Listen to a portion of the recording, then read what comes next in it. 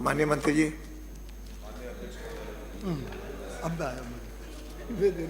माननीय अध्यक्ष महोदय, मैं आपकी अनुमति से कपासन से आने वाले माननीय सम्मानीय विधायक ने जो क्वेश्चन किया है उसमें प्राकृतिक आपदाओं से किसानों द्वारा बोई गई फसलों में 33% या इससे अधिक फसल खराब होने पर भारत सरकार द्वारा जारी SDRF नॉर्म्स दिनांक 10/10/2022 एवं आंशिक संशोधित नॉर्म्स दिनांक 11/7/2023 के प्रावधान अनुसार किसानों को कृषि आदान अनुदान सहायता दे है।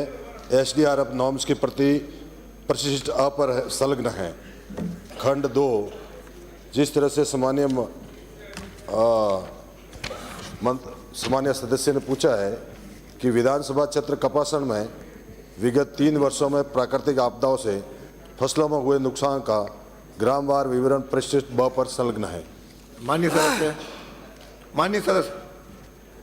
माननीय अध्यक्ष महोदय, प्रश्न 1 के जवाब में आया था परिशिष्ट ए पर फसल खराबी की मैंने मानदंड पूछे थे, आपने पॉलिसी दे दी SDRF की, वो अंग्रेजी में है।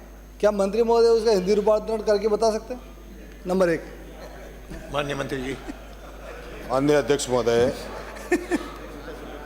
2021-22 से 23-24 में विधानसभा क्षेत्र कपासन में अधिसूचित प्राकृतिक आपदा बाढ़, सूखा, ओलावृष्टि, पाला, शीतलहर से किसानों की फसलों में 33% या से अधिक फसल खराबा नहीं होने के कारण भारत सरकार द्वारा SDRF नॉर्म्स अनुसार कृषि आदान अनुदान देय नहीं है। मैंने पूछा ये था, पॉलिसी जो दी है वो अंग्रेजी में दे रहे हैं, अब हिंदी का कोई है नहीं। जब हिंदी की जानकारी सबको नहीं है, इसका कारण ये थोड़ी कि आप अंग्रेजी में इसको दोगे।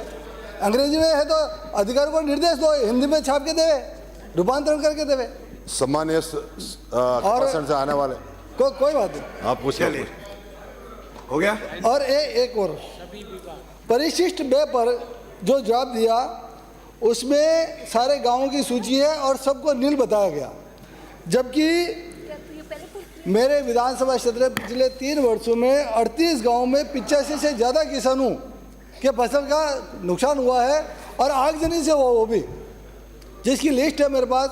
प्रकाश चंद्र जाट, सनोब रतनलाल जाट, निवासी बागल, तहसील बदेसर, नंदलाल अमरचंद जाट, 15 बीघा में नुकसान हुआ। किशनलाल गोगोई, इस प्रकार से मैं सबकी सूची नाम पढ़ूंगा।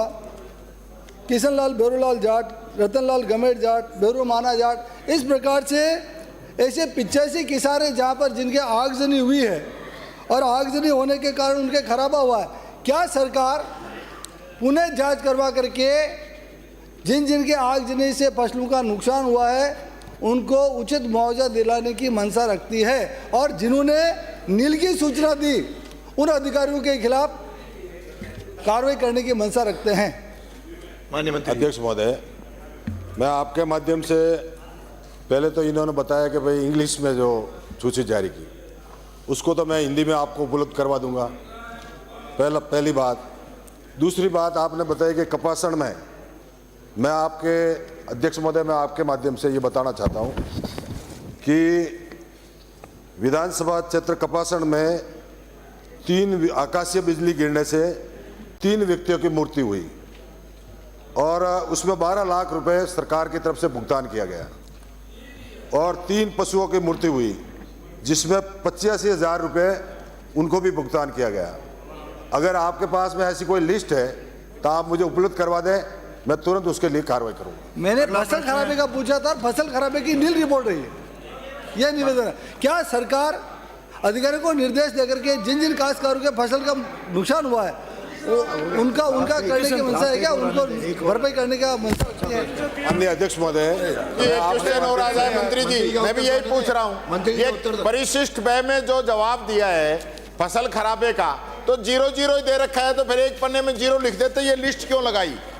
इन्होंने जब फसल खराबे का पूछा है तो 0-0-0 लगा रखा है, इसका मतलब फसल खराबा हुआ ही नहीं। पहले इनके जवाब तो आ जाने दें, फिर आप पूछें। माननीय अध्यक्ष महोदय, मैं आपके माध्यम से सम्मानीय सदस्यों को और प्रतिपक्ष नेताजी को ये आपके माध्यम से निवेदन करता हूं कि कपासन विधानसभा क्षेत्र में 2023-24 में 33% से ऊपर खराबा नहीं हुआ, इसलिए आदान अनुदान देना अनिवार्य नहीं है।